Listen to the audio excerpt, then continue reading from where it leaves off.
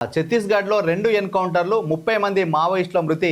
బీజాపూర్లో 26 మంది, కాంకేర్ జిల్లాలో 4 ఎదురుకార్పుల్లో డిఆర్జీ జవాన్ కూడా మృతి అంట. ఎన్కౌంటర్ స్పాట్ నుంచి భారీగా ఆయుధాల స్వాధీనం. దండకారణ్యంలో కొనసాగుతున్న కూంబింగు. 3 నెలల్లో 105 మంది మావోయిస్టుల మృతి. ఛత్తీస్గఢ్లోని బీజాపూర్, కాంకేర్ జిల్లాలో గురువారం జరిగిన 2 వేర్వేరు ఎన్కౌంటర్లో 30 మంది మావోయిస్టులు చనిపోయారు. ఈ ఎదురుకాల్పుల్లో ఓ జవాన్ కూడా మృతి చెందినట్లు అధికారులు వెల్లడించారు.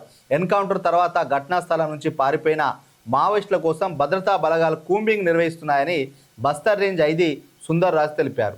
సో మొత్తానికైతే ఈ మధ్య గత 6 నెలల నుంచి ఎక్కడ ఎన్కౌంటర్ జరిగినా 30 మంది, 40 మంది, 25 మంది అట్లా పదుల సంఖ్యలో ఈ యొక్క నక్సలైట్లు భద్రతా బలగాల చేతిలో హతమవుతున్నారు. ఎన్కౌంటర్లో ప్రాణాలు కోల్పోతున్నారు. మరి ఇక్కడ ఉండి అడవుల్లో ఉద్యమం, ఈ యొక్క చీకటి పోరాటం చేసే కన్నా ప్రజల్లో ఉండి జనజీవన స్రవంతిలో ఉంచి రాజకీయంగా మార్పు తెచ్చే ఉద్యమాలు చేస్తే బెటరు.